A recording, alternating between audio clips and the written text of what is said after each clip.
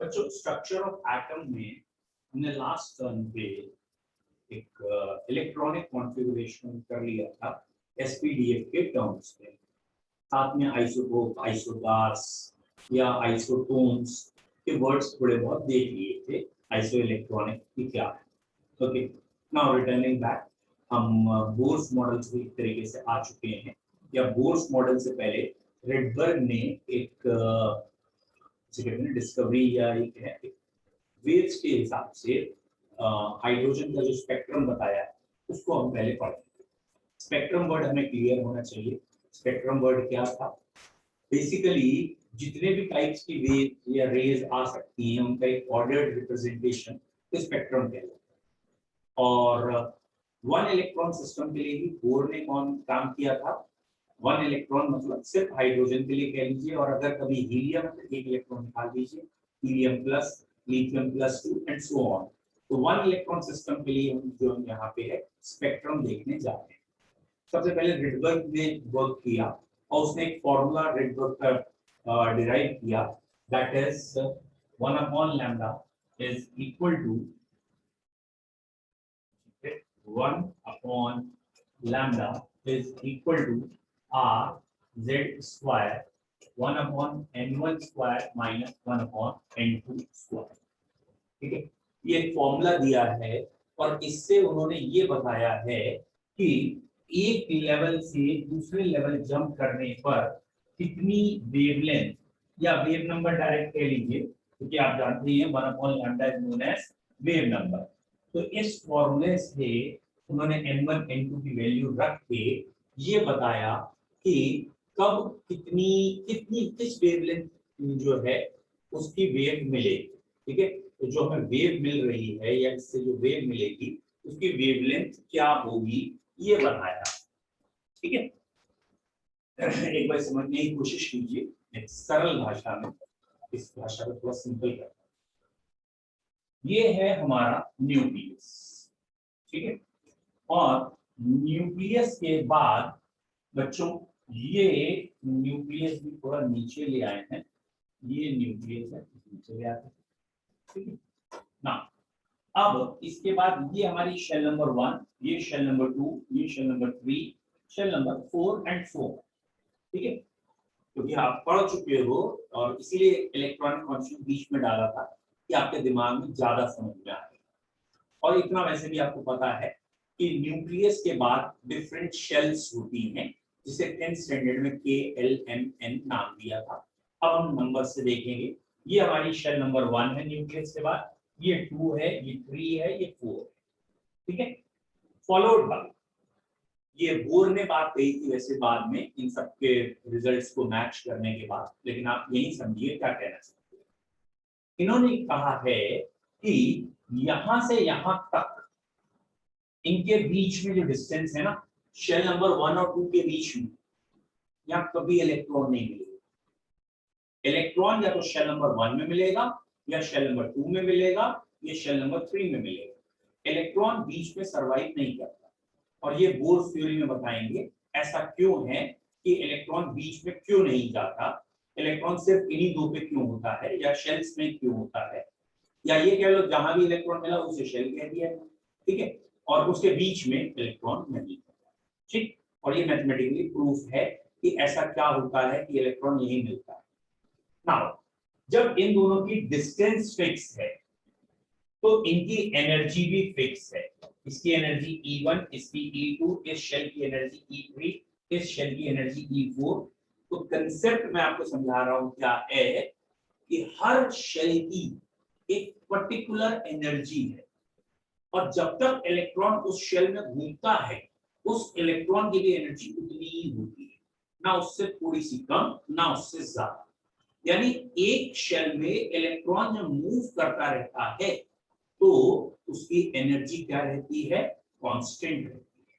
ठीक है, इसीलिए इन शेल्स का एक नाम रख दिया गया था स्टेशनरी स्टेट्स। इनका नाम रखा गया है स्टेशनरी स्टेट्स, इसलिए नहीं कि इलेक्ट्रॉन स्टेशनरी है, इसलिए इसका नाम स्टेशनरी स्टेट रखा गया क्योंकि जो इलेक्ट्रॉन यहाँ घूम रहा था उसकी एनर्जी क्या थी? कांस्टेंट। अब कोई बच्चे ये भी कह सकते हैं फिर क्या प्लैंक सॉरी मैक्सवेल की थ्योरी फेल हो गई? नहीं भाई, यहाँ प्रूफ करके दिखाया गया कि फोर्सेस लगते हैं, एक फोर्स ऑफ अट्रैक्शन है, एक सेंट्रीफ्यूगल फोर्स है, तो ये दोनों फोर्स एक दूसरे को बैलेंस कर लेते हैं और इसलिए यहाँ पे एनर्जी फिक्स रहती है और इलेक्ट्रॉन कंटिन्यूअस मोशन भी करता रहता है, एनर्जी फिक्स ना। अब एक पॉइंट पे आइए, अगर मुझे यहाँ की एनर्जी मालूम है, थोड़ी देर के लिए वैल्यू ले लेता हूँ जो हमारे आपको समझने के लिए है कि यहाँ की एनर्जी 100 जूल है और यहाँ की एनर्जी मुझे मालूम है सपोज 350 जूल, लेट्स सपोज। तो भैया मुझे ये पता लग गया कि इन दोनों का एनर्जी गैप कितना है। बेटा इनका एनर्जी गैप कितना हो गया? ठीक है, ठीक है, तो इनके बीच में ये डिस्टेंस है, ये इनके बीच का एनर्जी गैप, ये एनर्जी पहले शेल की थी, ये एनर्जी अगली शेल की थी, तो इनका एनर्जी गैप हमें पता लग गया। एक बच्चे ने अभी पूछा था, मैं वही देखने गया था क्या पूछ रहा है, वो कह रहा है ये बीच वाला एरो क्या डिस्टेंस बता रहा है? डेफिनेटली बेटा, आप इसे डिस्टेंस कह सकते हैं, इनके बीच में डिस्टेंस फिक्स है, आप कह सकते हैं इनमें एनर्जी गैप भी है, ठीक है। तो अब यहाँ ये जो एनर्जी गैप आया वो 150 का आया, एनर्जी गैप को थोड़ी देर के लिए मैं डेल्टा ई लिख रहा हूँ, that is change in energy, और वो 150 जूल, 150 आया ना, ओ 250 सॉरी सॉरी सॉरी 250 आया, 250 प्लस 100 इज 350 ना, तो 250 एनर्जी गैप आया, ये एनर्जी जूल में है। क्या आप ये जानते हैं एनर्जी का फॉर्मूला hc/लैम्डा होता है, और 250 जूल एनर्जी के लिए कितनी वेवलेंथ चाहिए वो हम बता सकते हैं। तो पॉइंट क्या है, अगर सपोज थोड़ी देर के लिए 250 जूल यहां रखें और लैम्डा निकालें थोड़ी देर के लिए, वो लैम्डा आता है 40 व्हाटएवर आर्मस्ट्रॉन्ग का, 40 आर्मस्ट्रॉन्ग का जो लैम्डा होता है, सपोज ये रखने के बाद 250 आंसर आ, तो पता क्या होगा, जैसे ही बाहर से व्हाइट लाइट आ जाएगी, यहाँ एक इलेक्ट्रॉन है, व्हाइट लाइट में बहुत सारी वेवलेंथ्स है, अलग अलग वेवलेंथ्स है, क्योंकि आपको मालूम है वेव इज आल्सो पार्टिकल, तो कई पार्टिकल्स हैं उनकी अलग अलग वेवलेंथ।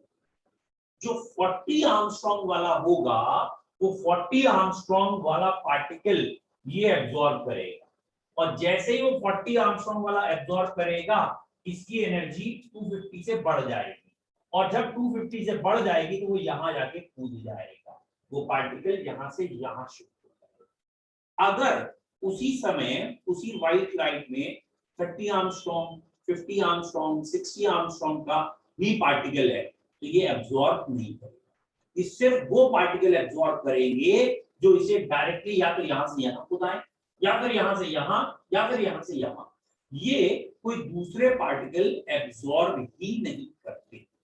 इसीलिए फिजिकली अगर कोई चीज मुझे रेड कलर की दिख रही है, वो तुम्हें भी रेड कलर की दिखेगी, किसी और को भी रेड कलर की दिखेगी, और हमेशा जैसे ही लाइट ऑफ कर दोगे, डार्कनेस में जाओगे, ब्लैक दिखने लगेगा। आपका नेटवर्क स्लो चल रहा है, फाइनली फिर से सेम कलर दिखेगा। अब बोलो बेटा, जो बच्चा कुछ बोल रहा था।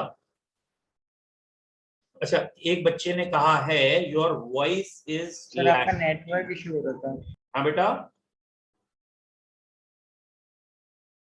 अब बेटा देखना मेरी वॉइस क्लियर आ रही है, मैंने चेंज की है सेटिंग। यस सर, अब क्लियर है। अरे यार, तो पहले बता देते ना, ठीक है, गुड, वो सेटिंग चेंज हो गई थी, वो पता नहीं कैसे। चलिए स्टार्टिंग से फिर बात करें। बेटा हर एक एटम में अलग अलग शेल्स होते हैं, ठीक है, और शेल्स के बीच में कभी इलेक्ट्रॉन नहीं होते, इलेक्ट्रॉन सिर्फ कहाँ होते हैं, शेल्स में होते हैं, और एक शेल से दूसरी शेल के बीच का जो गैप होता है ना, उस गैप का फोटोन जो होगा, बस वही एक इलेक्ट्रॉन एब्जॉर्ब करता है और वहां तक पहुंचता है, ठीक है, मतलब उस इलेक्ट्रॉन पे पड़ेगा फोटोन, वो इलेक्ट्रॉन उस फोटोन को एब्जॉर्ब करेगा एनर्जी, और वो एनर्जी एब्जॉर्ब करने पे हायर लेवल पे जाके बैठ जाएगा। अगर वो फोटोन इसके यहां तक ला सकता है या यहां तक ला सकता है, तो एब्जॉर्ब नहीं करेगा, सिर्फ वही फोटोन एब्जॉर्ब किए जाएंगे, या वही फोटोन एब्जॉर्ब होते हैं जो एक लेवल से हायर लेवल तक, एक पर्टिकुलर लेवल पे जाके इलेक्ट्रॉन को बैठा दें वहां, ठीक है। तो पहला कंसेप्ट तो आपको समझ में आया, क्या कहना चाहते हैं? अगर कंसेप्ट थोड़ा बहुत भी समझ में आया तो ये रिडबर्ग फॉर्मूला या ये रिडबर्ग इक्वेशन है, उसका ये कहना है कि 1 अपॉन वेवलेंथ, या सीधा कहें यहाँ से वेव नंबर आ रहा है। फिलहाल एग्जामिनर हमसे वेवलेंथ की पूछता है तो 1 अपॉन वेवलेंथ को बाद में वेवलेंथ में चेंज करें। तो अगर हमने एक वेवलेंथ लैम्डा वाली किसी पार्टिकल को दी है और उसका इनिशियल लेवल n1 है, शुरुआत की शेल n1 है, तो बाद की शेल n2 में वो चला जाएगा, और इनिशियल और बाद की शेल का जो अंतर होगा उसको हम डायरेक्ट इस फॉर्मूले में पुट अप करके बता सकते हैं किस वेवलेंथ से कहां जाएगा। यहाँ जो वर्ड्स है उसे एक बार समझो। यहाँ जो लैम्डा है ऑब्वियसली ये तो वेवलेंथ है। यहाँ जो z है, पूरी केमिस्ट्री में z अधिकतर जब भी यूज करते हैं हम एटॉमिक नंबर के लिए करते हैं, और मैंने आपसे पहले ही कहा है कि ये 1 इलेक्ट्रॉन सिस्टम का केस होगा तो मोस्टली हाइड्रोजन का ही केस होगा जिससे कि एटॉमिक नंबर 1 आए। और कभी कभी अगर एग्जामिनर ने हीलियम प्लस लिखा है तो एटॉमिक नंबर 2 आ सकता है। हीलियम प्लस लिखना उसकी मजबूरी है क्योंकि 1 इलेक्ट्रॉन सिस्टम बनाना है, हीलियम का एटॉमिक नंबर 2 है तो 2 इलेक्ट्रॉन है, एक इलेक्ट्रॉन कम करना पड़ेगा। और रेयर टू रेयरेस्ट लिथियम दे देते हैं तो एटॉमिक नंबर 3 हो जाएगा। तो Z की वैल्यू यूजुअली 1, 2 या 3 ही होती है। बस ध्यान रखिएगा हाइड्रोजन के केस में 1 है, अगर हीलियम प्लस आएगा तो 2 है, और लिथियम प्लस 2 आएगा तो 3 है। और यहाँ ये जो R है इसको हम रिडबर्ग कांस्टेंट कह रहे हैं इतनी देर से, ठीक है। इसकी एक वैल्यू है वो आप अभी चाहे याद कर लीजिए, या दैट इज 10, ठीक है। इसको ना मैं चलिए लिख देता हूँ 9, 6, 7, 8 या 5 व्हाटएवर है, 6, 7, 7। तो ये ऐसे भी लिखी जाती है, या फिर इसकी वैल्यू 1.09 into 10⁵ लिख देते हैं जब इसकी यूनिट सेंटीमीटर इनवर्स होती है, और 1.09 into 10⁷ जब इसकी यूनिट मीटर इनवर्स लिखते हैं, ठीक है। और ऑब्वियसली 1.09 का भी राउंड ऑफ 1.1 हो जाता है, तो मैं तो इसे प्रेफर करता हूँ 1.1 into दिस लिखते हैं, ठीक है। और चाहे तो आप जो पहली वाली वैल्यू लिखी है ये भी लिख सकते हैं, ठीक है।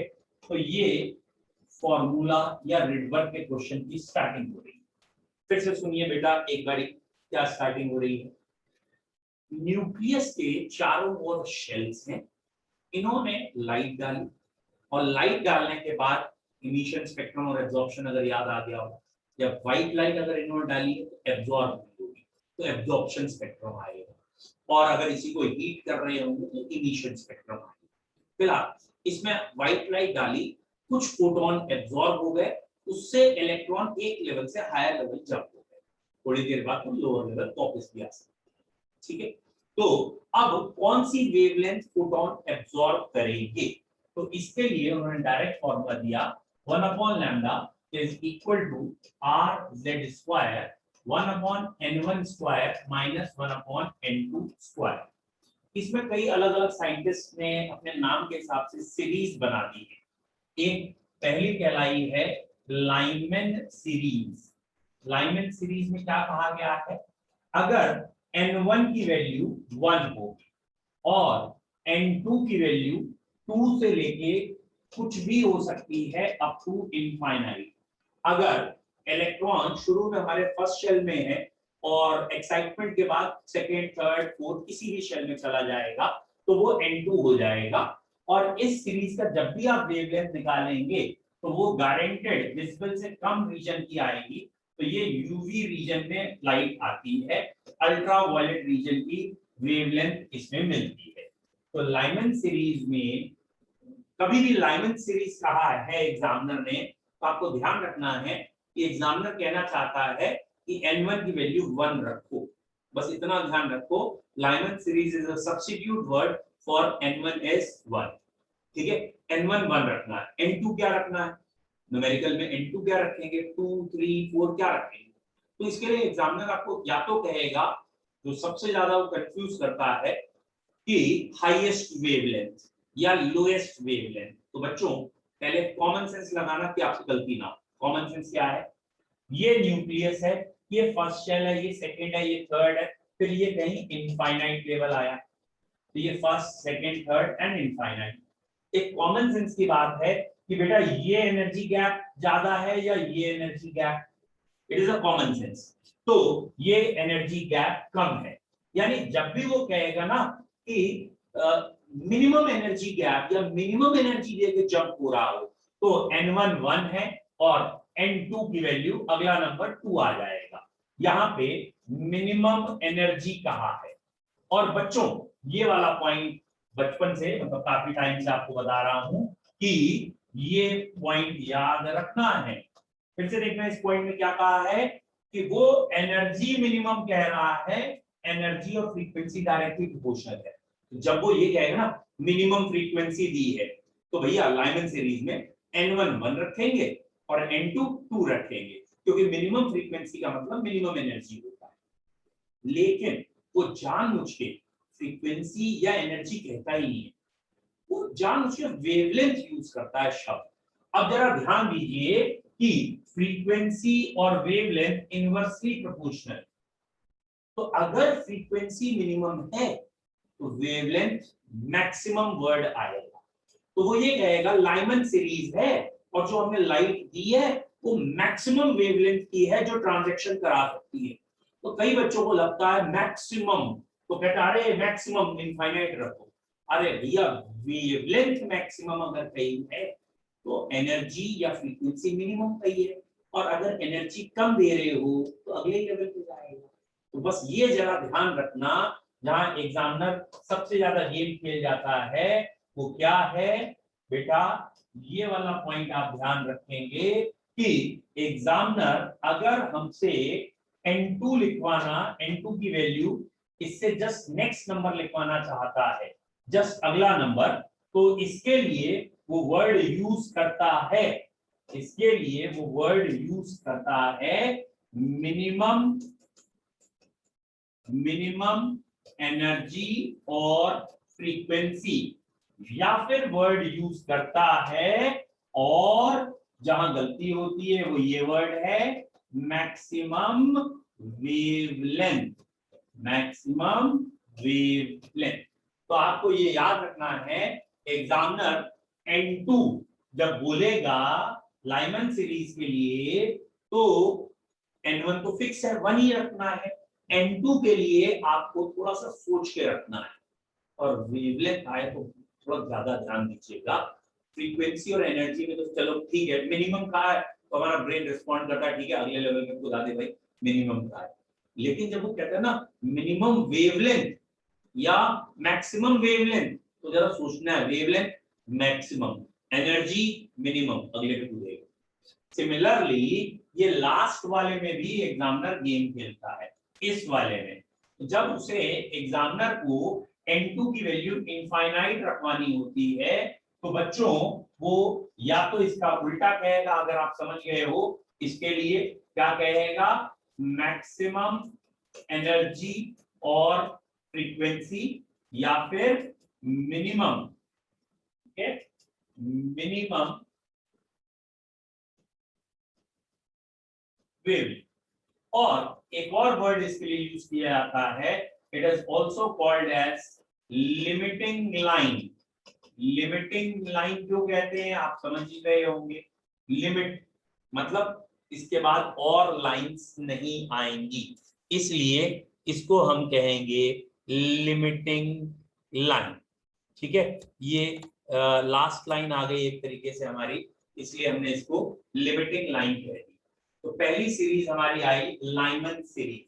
लाइमन सीरीज एक साइंटिस्ट ने दे रखी है, उसका कहना ये था कि अगर हमने एक व्हाइट लाइट या सॉरी कोई एक लाइट दी किसी एक एटम में, और उसमें फर्स्ट शेल में इलेक्ट्रॉन था, और वो फर्स्ट शेल वाला इलेक्ट्रॉन जंप करके आगे गया, सपोज सेकंड शेल में गया, तो सेकंड शेल में जाने के लिए जो भी एनर्जी देनी होगी वो सबसे कम एनर्जी होगी, that will be minimum energy, या वो वेवलेंथ मैक्सिमम होगी। तो यहां से हम वेवलेंथ या एनर्जी निकाल लेंगे, और ये देखा गया कि लाइमन सीरीज में जितनी भी वेव्स आई थी, यहाँ 2 से लेकर इनफाइनाइट तक जितनी भी वेव थी, सबकी वेवलेंथ वॉयलेट से कम थी, और वॉयलेट से कम वाली सीरीज कहलाती है अल्ट्रा वॉयलेट। इसलिए लाइमन सीरीज अल्ट्रावायलेट लेवल में पाई जाती है। सेकेंड सीरीज का नाम रखा गया था बाल्मर सीरीज, बाल्मर या बल्मर कुछ कह लो। तो आई होप सो इस बाल्मर को आप खुद ही निपटा देंगे। तो यहाँ बाल्मर सीरीज में क्या है, N1 इनिशियली लेवल हमारा होगा 2, यानी इलेक्ट्रॉन इनिशियली फर्स्ट स्टार्टिंग में वो सेकेंड शेल में है, और उसके बाद जब एनर्जी दी तो वो थर्ड में भी जा सकता है, फोर्थ फिफ्थ में भी जा सकता है, और इनफाइनाइट में भी जा सकता है। जब एग्जामिनर हमसे कहेगा बाल्मर सीरीज का क्वेश्चन है तो N1 की वैल्यू 2 रख देंगे। फिर वो हमसे कहेगा कि हमने मिनिमम वेवलेंथ दी है, तो भैया जरा सोचना, मिनिमम वेवलेंथ की लाइट दी है, मैक्सिमम फ्रीक्वेंसी या एनर्जी की लाइट दी है, मैक्सिमम वेव एनर्जी इनफाइनाइट तक जाएगा इलेक्ट्रॉन। और अगर हम कह रहे होते कि मैक्सिमम वेवलेंथ की लाइट दी है तो मिनिमम एनर्जी, अगला लेवल, तो N1 2 है तो अगला लेवल क्या आएगा, 3 आएगा। और जब इसको एक्सपेरिमेंट करके देखे गए तो जितनी भी लाइंस आ रही थी, जितनी भी लाइंस आ रही थी बच्चों, उस सबकी वेवलेंथ विजिबल रीजन में लाई कर रही थी, यानी बाल्मर सीरीज जो थी उसमें जो वेव्स आ रही थी उन सबका कोई ना कोई कलर था। विजिबल रीजन का मतलब क्या, violet to red. Violet to red का क्या मतलब है, या तो कोई रेड कलर का या वायलेट इंडिगो समथिंग। तो ये जो बल्मा है जी हमारा विजिबल है। ओके, तो फर्स्ट थी लाइमन सीरीज, सेकंड थी बाल्मर सीरीज। पहले लाइमन और बाल्मर सीरीज अगर क्लियर है तो 1 टाइप करिए, लाइमन बाल्मर सीरीज क्लियर है तो 1 टाइप करिए, और नहीं क्लियर है तो इसे अभी फिर से एक्सप्लेन करते हैं। Harshita, Pranjal, Pragati, Divyanka, Palaksh, Anshdeep and one more, चलिए मतलब सृष्टि कुमार, आशुतोष, ठीक है। तो लाइमन और बाल्मर का मतलब आपको समझ में आना चाहिए। एक बार मैं फिर से रिपीट कर रहा हूं यही वर्ड्स कि एटम में शेल्स एक पर्टिकुलर डिस्टेंस पे है न्यूक्लियस से, हर एक शेल के बीच की डिस्टेंस फिक्स है, हर एक शेल की पोजीशन फिक्स है। यही बोर्स की थ्योरी भी है जो इसके बाद मैं जस्ट इसके बाद बताई जाएगी। और इसमें स्पेक्ट्रम है कि इलेक्ट्रॉन जब भी कोई भी वेवलेंथ एब्जॉर्ब करता है तो वो एक लेवल से दूसरे लेवल, दूसरे से तीसरे में जाता है, और वो चीज फिक्स है कि भैया अगर ये फर्स्ट से थर्ड में जाएगा तो कितनी वेवलेंथ एब्जॉर्ब करेगा या एमिट करेगा, और कब किस एटम में कितनी वेवलेंथ एब्जॉर्ब या एमिट होगी, वो इस फॉर्मूले से निकाल सकते हैं। इस फॉर्मूले में Z की वैल्यू जनरली 1 रखनी है क्योंकि हाइड्रोजन स्पेक्ट्रम के लिए काम करेंगे, लेकिन 1 इलेक्ट्रॉन सिस्टम में हीलियम प्लस भी आ सकता है, लिथियम प्लस 2 भी आ सकता है, तो 2 और 3 भी ध्यान में रखना है। और यहां से आप वेवलेंथ बताएंगे या ये बताएंगे कि किस वेवलेंथ की लाइट एब्जॉर्ब करेगा तो कहां इलेक्ट्रॉन जाएगा। अलग अलग साइंटिस्ट ने सीरीज बनाई थी कि भाई लाइमन सीरीज दी, बाल्मर दी, तीसरे वाले का नाम था पैस्टन, ठीक है, PASHEN, पैस्टन सीरीज। और आई होप सो अब आपको ये समझ में आ गया हो, N1 की वैल्यू 3 है, N2 की वैल्यू 4, 5, 6 अप टू इनफाइनाइट होगी। और जब हम 4 कहना चाह रहे होंगे तो उसका मतलब ये है मिनिमम एनर्जी और फ्रीक्वेंसी या मैक्सिमम वेवलेंथ की लाइन। जब हम लिमिटिंग लाइन कहना चाह रहे होंगे तो N2 इनफाइनाइट होगा। जब हम लिमिटिंग लाइन कहेंगे तो हम कहेंगे मैक्सिमम एनर्जी या मिनिमम वेवलेंथ। और सपोज कई बार वो कह देता ना सेकंड लाइन, तो एक कॉमन सेंस है,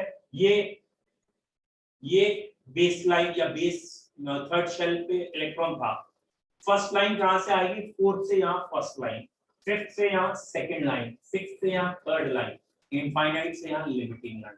तो अगर बाई चांस वो कह रहा है थर्ड लाइन या सेकंड लाइन, तो भैया N1 की वैल्यू आपको मालूम है, फर्स्ट लाइन अगले नंबर से आती है, सेकंड लाइन उसके अगले नंबर से आती है, और लिमिटिंग लाइन इनफाइनाइट रखेंगे N2 तक।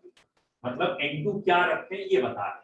तो पहली सीरीज थी हमारी लाइमन, दूसरी बाल्मर, तीसरी पैस्टन।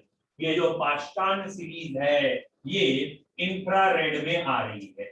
और जिन बच्चों को विब्योर या इलेक्ट्रोमैग्नेटिक स्पेक्ट्रम क्लियर है उन्हें याद होगा कि अल्ट्रावायलेट रेस से ज्यादा वेवलेंथ विजिबल की होती है, विजिबल से ज्यादा इंफ्रारेड की होती है।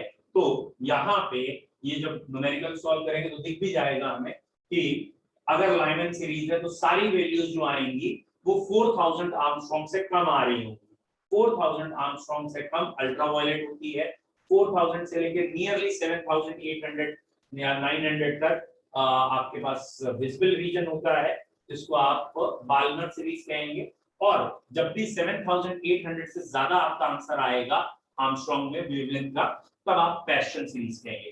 कई बार एग्जामिनर ऐसे पूछ लेता है कि बताओ ये किस स्पेक्ट्रम की सीरीज मिलेगी, मतलब अल्ट्रावायलेट मिलेगी, विजिबल मिलेगी या इंफ्रारेड मिलेगी। तो इस केस में ऐसा नहीं कि आपको कुछ रट के बैठना है, बस आपको विजिबल की वैल्यू मालूम होनी चाहिए। विजिबल रीजन 4000 से 7800 के बीच में है। अगर इतनी वेवलेंथ आती है तो विजिबल लिखना है, इससे कम आती है तो अल्ट्रावायलेट लिखना है, इससे ज्यादा आती है तो इंफ्रारेड लिखना है। इंफ्रारेड के बाद भी फार इंफ्रारेड होता है, लेकिन उसको हमें नहीं इंफ्रारेड करती है। ठीक है। अभी बेटा बता रहा हूँ, एक बच्चे ने कहा थोड़ा फिर से बताएं, अभी बताएं। लाइमन, बाल्मर, पास्टन, ठीक है, ब्रैकेट। अगली सीरीज का नाम है ब्रैकेट। तो जब भी हम ब्रैकेट कह रहे होंगे तो n1 4 होगा और n2 ऐसे 5 6 7 करते हुए इनफाइनाइट होगा, और ये भी इंफ्रारेड में है। और वैसे इसके आगे भी एक आ गई है फुंड सीरीज, तो ये 5 6 7 8, ठीक है। और इसके आगे भी एक और है हेम्फ्रे सीरीज, लेकिन हेम्फ्रे सीरीज एनसीईआरटी में बहुत ज्यादा है नहीं, तो आपको इतना ही याद रखना है, इतनी सीरीजेस के बारे में ध्यान रखना है।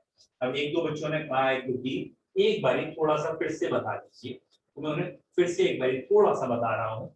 ये न्यूक्लियस है, इस न्यूक्लियस के बाद ये शेल है, ये शेल है, ये शेल है। और अगर हमारा इलेक्ट्रॉन यहाँ है और इसकी एनर्जी की वैल्यू x जूल है, और यहाँ आने के बाद एनर्जी y जूल है और यहाँ z जूल है, तो गारंटेड अगर इन दोनों का जो भी डिफरेंस है उस वैल्यू का फोटोन है, तो वो इसको जब स्ट्राइक करेगा तो ये यहाँ चला जाएगा।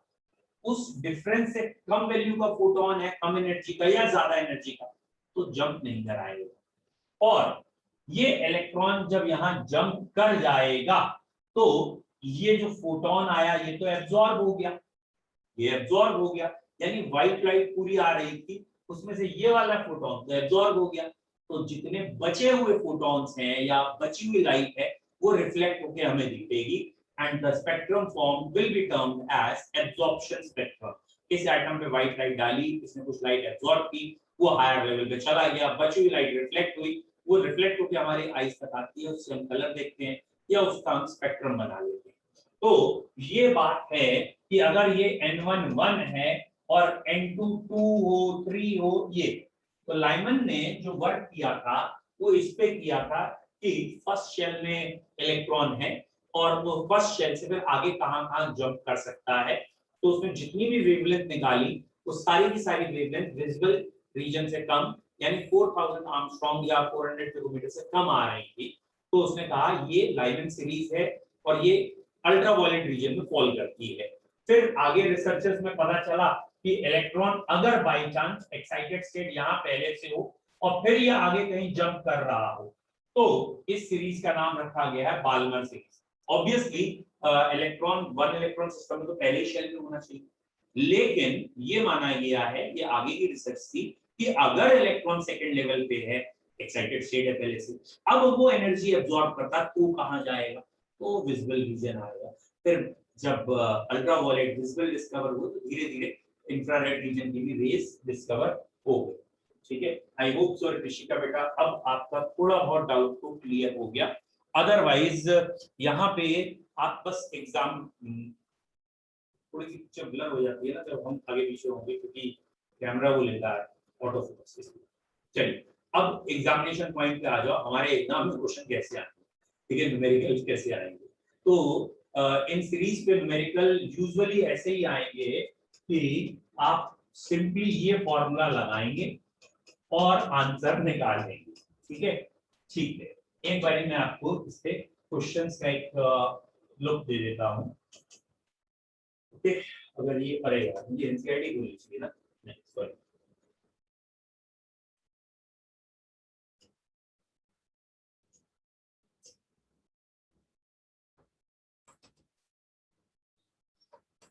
x है।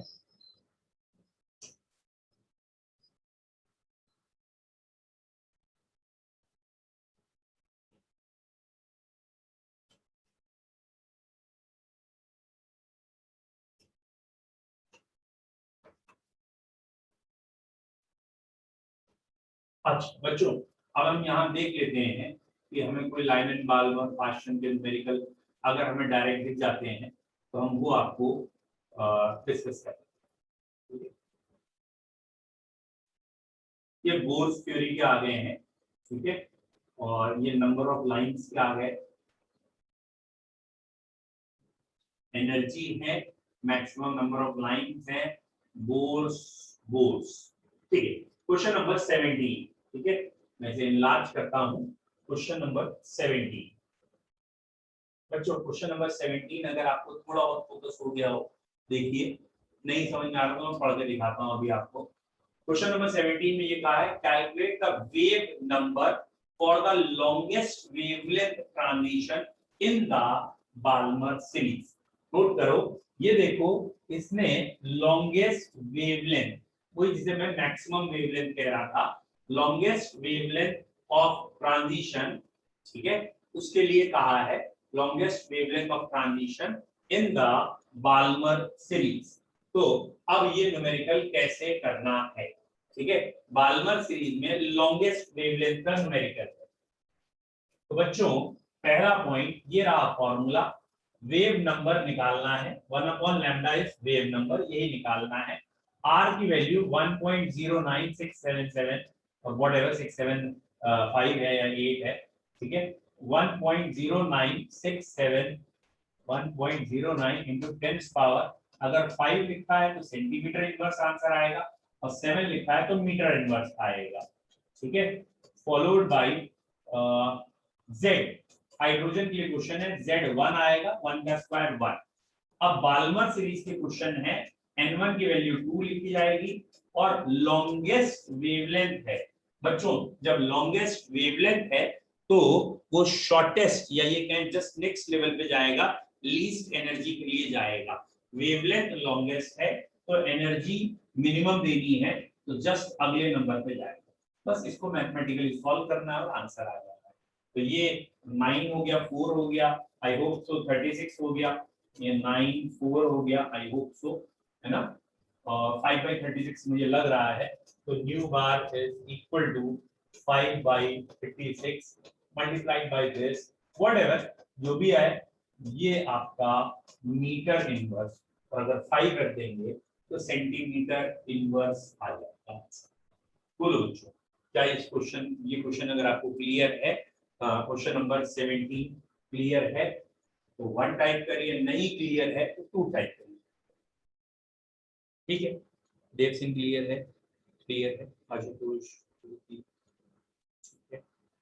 Divyanka, good, very nice. तो ये अधिकतर बच्चों के तो फिलहाल समझ में आता हुआ लग रहा है क्वेश्चन नंबर 17।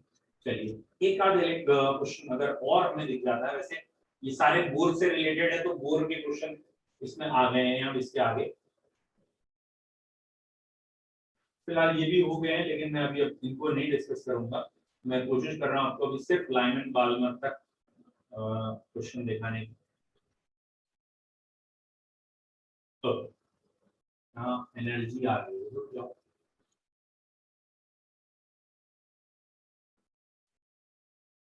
बेटा हो तो ये भी गए, लेकिन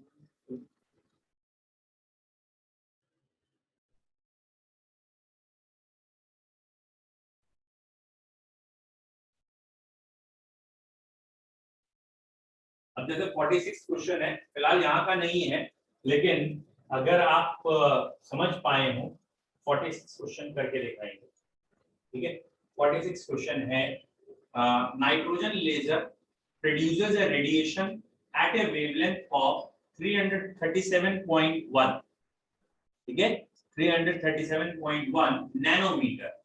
the number of photons emitted is value दे रखी है 5.6 into 10 की पावर 22।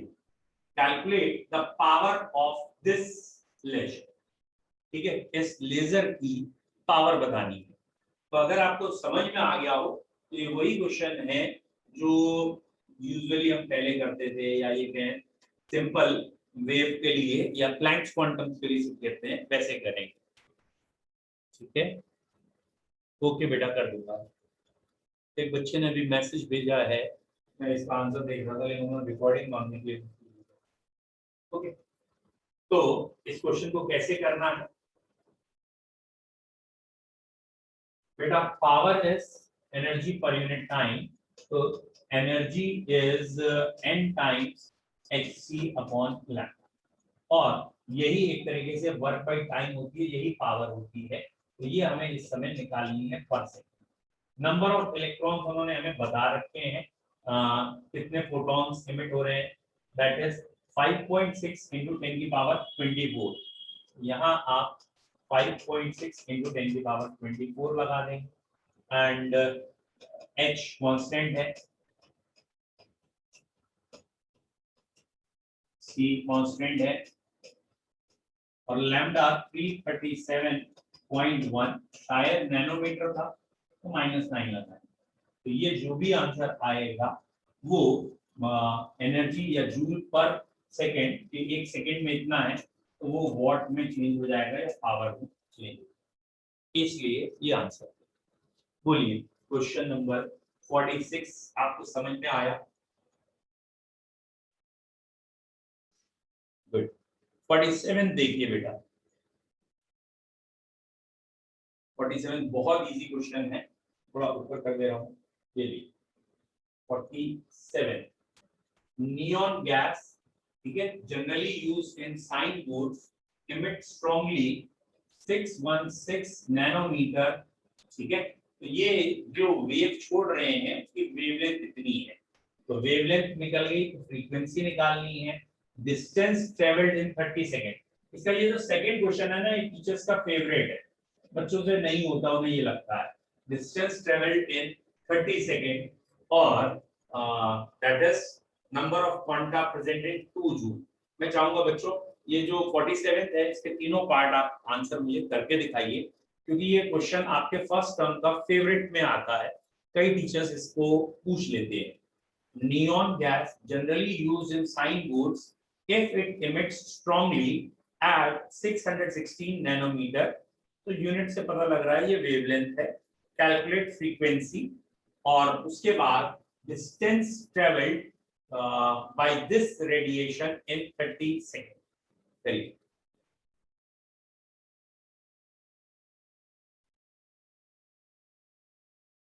बताइए, चलिए हेल्प कर दो साथ में। अगर फ्रीक्वेंसी की बात है तो कोई खास दिक्कत नहीं होनी चाहिए। फ्रीक्वेंसी है c अपॉन लैम्डा, c होता है 3 into 10 की पावर 8, और लैम्डा आपको क्वेश्चन में गिवन है 616 नैनोमीटर है ना, 10 की पावर -9। तो ये आ गया फ्रीक्वेंसी। बट मैं आपसे चाहता हूं बस आप ये मुझे सेकंड आंसर बताइए, distance travelled by this radiation in 30 second. मैं ये आंसर चाहता हूं बच्चों। इसका ये जो सेकंड ऑप्शन क्वेश्चन है, बी क्वेश्चन, प्लीज इसका आंसर बताइए। Distance travelled by this radiation in 30 second. बहुत इजी है लेकिन बच्चे नहीं करते, इसीलिए पूछ रहा हूं।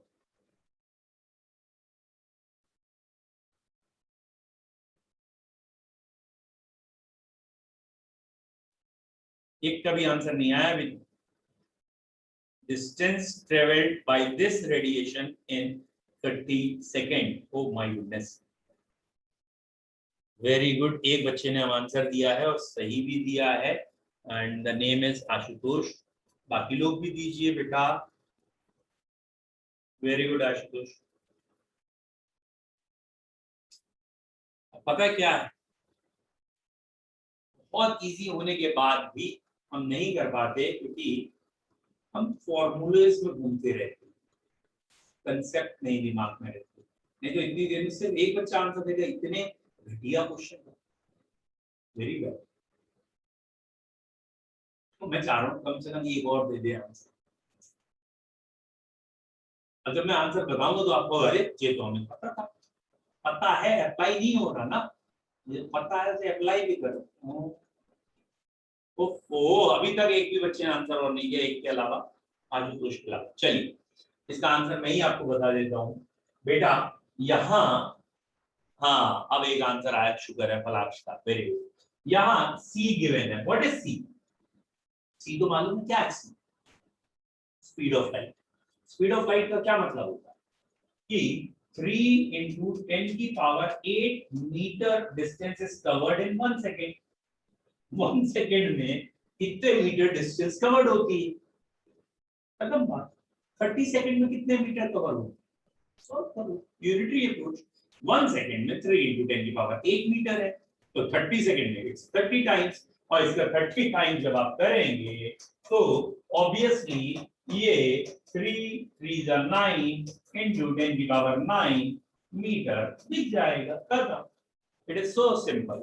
लेकिन यहाँ प्रॉब्लम क्या आता है, आधे से ज्यादा बच्चे इसमें सोच में पड़ जाते हैं, टाइम दिया है, फ्रीक्वेंसी निकाल लेते हैं, वेवलेंथ निकाल लेते हैं, पता नहीं क्या क्या निकालने की कोशिश।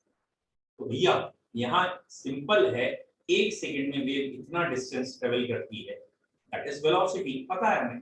और 1 सेकंड की पता तो 30 सेकंड की निकाल ही सकते हैं, मल्टीप्लाई बाय 30। तो ज्यादा कॉम्प्लिकेट करना ही नहीं था, लेकिन पता नहीं क्यों हम कर देते हैं कॉम्प्लिकेट। और आखिरी थोड़ा आसान है, number of quanta present in if it produces 2 joules of energy. तो आखिरी वाले के लिए मैंने थोड़ा बोर्ड क्लियर कर दिया है। तो E is equal to n times h nu, या बल्कि न्यू वर्ड की जगह भी C by lambda लिखिए। और यहाँ पे ये लैम्डा है, ये E है। E की वैल्यू आप रख देंगे 2 जूल, और लैम्डा की जगह आप रख देंगे 616 into 10 की पावर -9।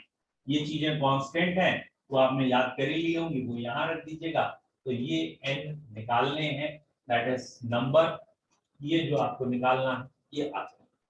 बोलो बच्चों, इज इट क्लियर? ठीक है, यहां तक क्लियर है?